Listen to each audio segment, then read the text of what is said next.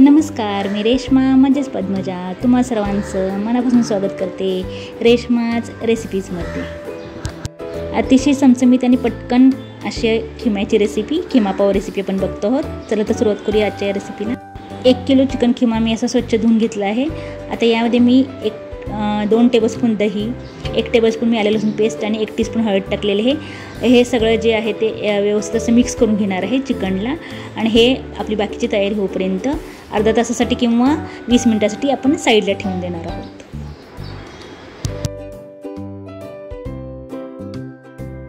इथे मी काही गरम मसाले घेतलेत। यामध्ये 4-5 काळी मिरी, 3 लवंग, त्यानंतर 1 छोटा तुकडा जावित्रीचा, 1 छोटा तुकडा चक्रीफूल, 2 वेलची आणि 2 तेजपत्ता घेतलेले आहेत।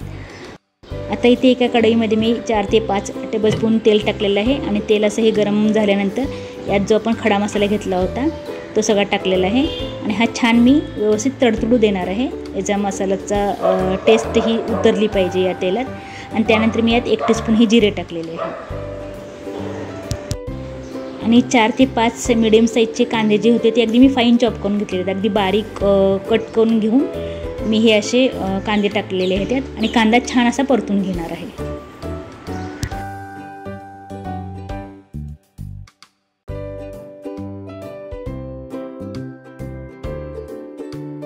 कांदा छान परतलेला आहे। आता इथे मी 4 टोमॅटो घेतले होते, ते पण असे कट करून बारीक कट करून मी टोमॅटो पण टाकलेले आहेत आणि हा टोमॅटो पण मी अगदी छान याची व्यवस्थित अगदी ग्रेव्ही होईपर्यंत म्हणजे टोमॅटो तेलात शिजेपर्यंत मी छान असा परतून घेणार आहे।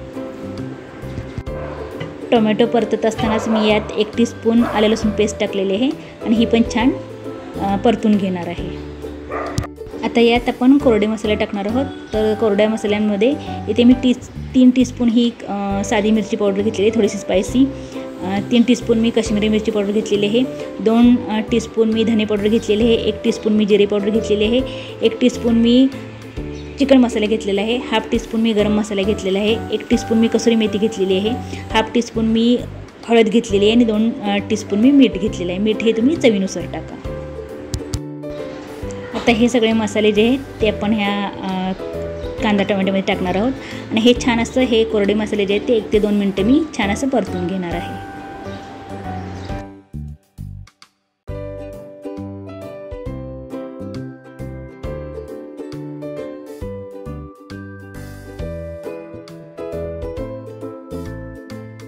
छान असं आता हे परतून झालेलं आहे। आता यामध्ये आपण जो खिमा होता तो खिमा टाकणार आहोत, चिकन खिमा। आणि हा खिमा पण मी छान असा व्यवस्थित या मसाल्यात मिक्स करून घेणार आहे। 1 ते 2 मिनटं असं हे छान असं व्यवस्थित छान असं हे मसाल्याबरोबर खिमा हा चिकन हे असं मिक्स करून घ्यायचं आहे आपल्याला।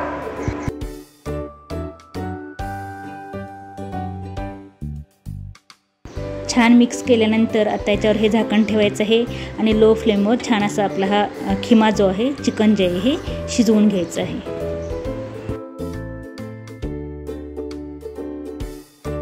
आता मधून एक 5 ते 7 मिनिटांनंतर मी असं हे चेक करून बघते आहे। तर असं हे याला पाणी सुटलेलं आहे आणि आपलं असं चिकन हे हळूहळू आता शिजत येत आहे।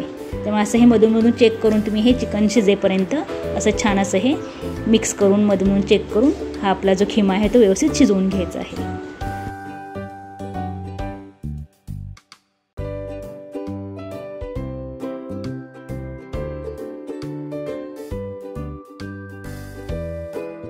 आता इथे हा जो आपला खिमा आहे तो छान अगदी व्यवस्थित शिजलेला आहे। शिजल्यानंतर मी यात थोडीशी कोथिंबीर टाकलेली आहे।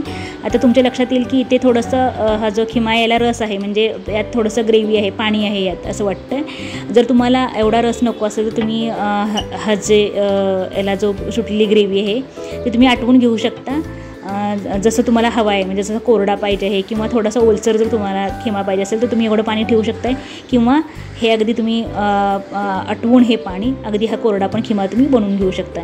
जर तुम्ही हा जर खिमा तुम्ही जर पावामध्ये स्टफ करून खाणार असाल तर तुम्ही थोडासा हा कोरडा बनवा, म्हणजे त्यात जास्त ओलसरपणा ठेवू नका। आणि जर चपातीबरोबर किंवा फुलक्यांबरोबर किंवा अगदी पावाबरोबर असं लावून खायचं असेल तर तुम्ही थोडासा यात रस ठेवला तर हे छान लागतं, म्हणजे थोडासा ओलसर खिमा असेल तर हे छान लागतं।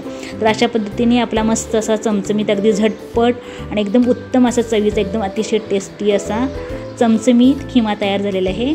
आता मी यात थोडासा ओलावा राहण्यासाठी मी थोडीशी असं हे पाणी म्हणजे थोडीशी ग्रेव्ही ठेवलेली आहे मी यात, जास्त कोरडा केलेला नाही आहे. आणि हे मी असं सर्व केलेलं आहे. वरून थोडीशी कोथिंबीर टाकलेली आहे. आता मी छान असे पाव देणार आहे आणि पावावरील हा चमचमीत असा खिमा मी आता एन्जॉय करणार आहे.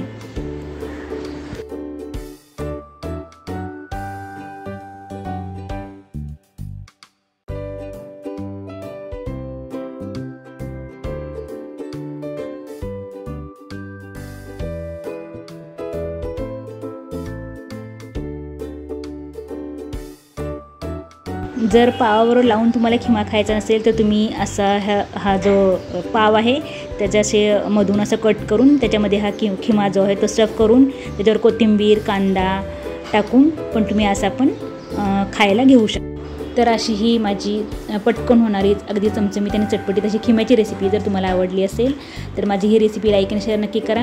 आणि अशाच चमचमीत आणि चटपटीत व्हेज नॉनव्हेज रेसिपीजसाठी माझं चॅनल नक्की सबस्क्राईब करा. चला तर मग परत पुन्हा भेटूयात अशाच एका मस्त मजेदार नवीन चमचमीत आणि चटपटीत रेसिपीसोबत. तोपर्यंत तुम्ही पण असेच नवीन पदार्थ बनवा, स्वतः खा, घरच्यांना खाऊ घाला आणि त्यासाठी माझा चॅनल बघत राहा.